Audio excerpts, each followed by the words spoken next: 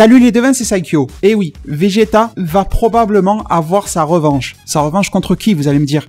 Eh bien, sa revanche contre Hit, l'assassin légendaire de l'univers 6. C'est vrai que Vegeta n'a pas été bien glorieux face à Hit dans le tournoi univers 6 contre univers 7 de Beerus et Champa, mais cette fois-ci on a encore des news qui proviennent du Twitter de ce fameux scénariste de la série animée Dragon Ball Super qui s'appelle Monsieur Toshio, et au cas où si vous l'avez manqué, juste avant cette vidéo-là, je vous ai proposé une vidéo aussi de spoilers possibles de la part de ce Monsieur Toshio concernant la naissance de la nouvelle forme de Goku. Donc vraiment, je vous invite à aller voir cette vidéo-là si ça n'est pas encore fait, et dans tous les cas, je vous remercie. Et il y a une personne qui est allée directement sur le Twitter de Toshio lui poser une question, en lui disant « Qu'en est-il à propos de Hit? Est-ce que Hit est plus fort que Freezer ou Vegeta ?» Et cette personne continue en disant « Je l'espère vraiment, car il est un personnage phénoménal, un des meilleurs de tous les temps. » Et du coup, Toshio est venu à la réponse en lui disant que précédemment, Hit était plus fort que Vegeta, quoique dans la version manga il y a une petite ambiguïté parce que pour ceux qui lisent le manga, vous savez déjà que le SSJ Blue consomme énormément d'endurance ou de stamina, c'est comme vous voulez, et du coup ça épuise le Saiyan, et Vegeta dans le manga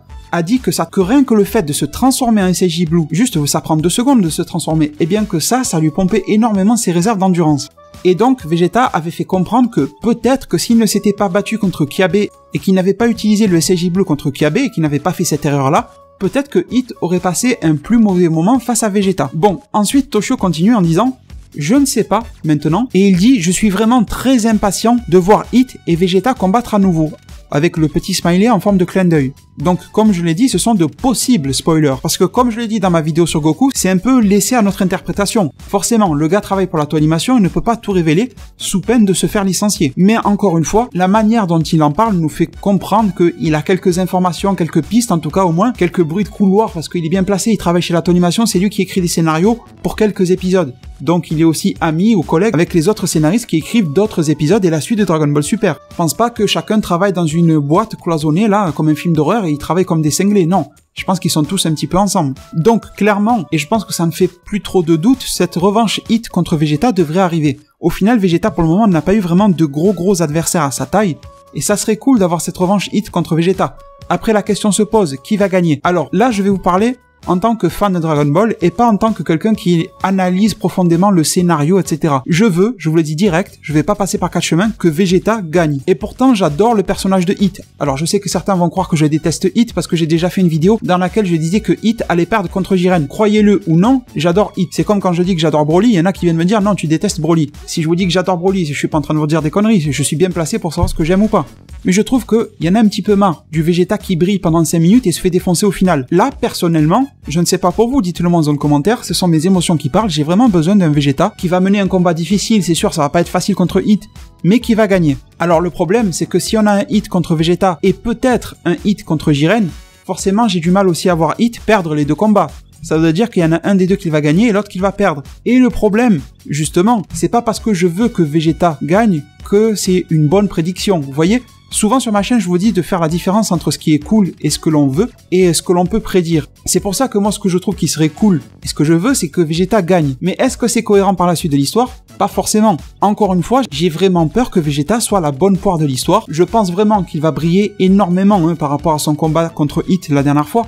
Depuis, Vegeta a passé dans l'anime 6 mois dans la salle de l'esprit du temps et dans le manga papier, pour rappel, 1 an complet dans la salle de l'esprit du temps. Donc clairement, il a un niveau de puissance qui n'a plus rien à voir avec celui de l'époque, surtout qu'il a eu ses Zenkai et ses combats contre Goku Black machin. Vraiment, de l'eau a coulé sous les ponts depuis. Et Hit n'est pas forcément un personnage qui se soumet à de l'entraînement ou des choses comme ça. Alors Hit a aussi ses capacités de progression, on l'a vu contre Goku, qui sont phénoménales. Mais quand même, là, Vegeta a bien évolué. Donc clairement, je pense que ça va être un combat épique si ça se fait, et pas juste un Hit qui va défoncer Vegeta en 2-2.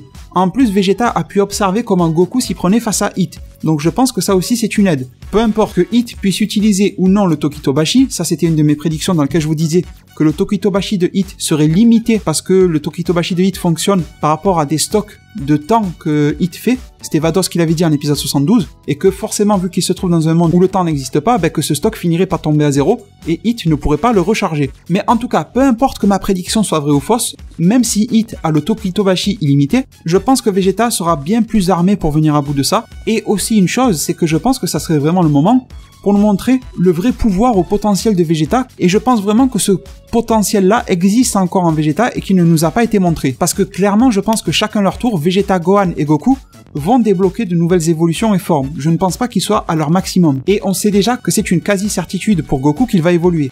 Pour Gohan, on en est tous aussi quasi sûrs. Mais pour Vegeta, on n'a pas vraiment de piste mis à part notre intuition. Et justement, c'est avec mon intuition que je vous parle, et ça me paraît logique que Vegeta ne soit pas autant laissé sur le côté, sur le bord de la route. Donc clairement, s'il y a une revanche Hit contre Vegeta, pourquoi pas nous amener une nouvelle forme de Vegeta dès maintenant. Et en plus, ça correspondrait bien au personnage de Vegeta. Je le vois vraiment être dans le cliché du c'est lui qui va amener une nouvelle forme, une nouvelle transfo, comme vous voulez. Tout le monde va être fou, machin. Il va avoir, comment dire, son heure de gloire. Mais au final, cette transformation va être débloquée par Goku, par Gohan, ou de meilleures transformations encore inédites. Et au final, Vegeta aura innové, mais encore une fois, la malédiction Vegeta se reproduit, ça n'aura pas été durable. Vous voyez ce que je veux dire dans le temps? Du Vegeta classique, hein, quoi. Comme quand il a fait le Dai Nidankai face à Cell, Vegeta a été super balèze, il a failli réussir, et derrière, son Dai Nidankai est devenu vite obsolète et Goku est arrivé avec le SJ1 Full Power. Je pense que ce type de schéma risque de se reproduire ici dans ce combat contre Hit, et sincèrement, je ne veux pas en faire plus que ça dans cette vidéo-là. Et puis oui, bien sûr, avant de vous laisser, toujours pour pronostiquer un petit peu sur ce combat-là, n'oublions pas que, tout comme Jiren, Hit ne fait que s'économiser. Il combat que des mecs contre lesquels il est plutôt capable d'en finir très vite, ou alors uniquement quand c'est pour sauver ses amis, et il se retire de tous les gros combats. Rappelez-vous, contre Jiren, Hit a dégagé vite fait. Donc on va aussi avoir un Hit qui va être en pleine possession de ses moyens, et un Vegeta qui va être, je sais pas moi, à la moitié ou aux 2 tiers de son endurance. Et ça encore, c'est un problème pour Vegeta. C'est pour ça que pourquoi pas avoir un combat qui se déroule avec un Vegeta SJ Blue qui va galérer énormément contre Hit, et qui, par la force des choses, grâce à son mental, un énervement, peu importe, va avoir un déclic et obtenir, à la Dragon Ball Z, sincèrement, du classique, une nouvelle transformation dans laquelle il prendrait le dessus contre Hit. Et puis après, on est dans un contexte de Battle Royale, donc ce combat Hit contre Vegeta peut ne pas aller vraiment à son terme, et donc on peut aussi éviter le fait que Hit ou Vegeta se fasse éliminer ou se fasse mettre KO.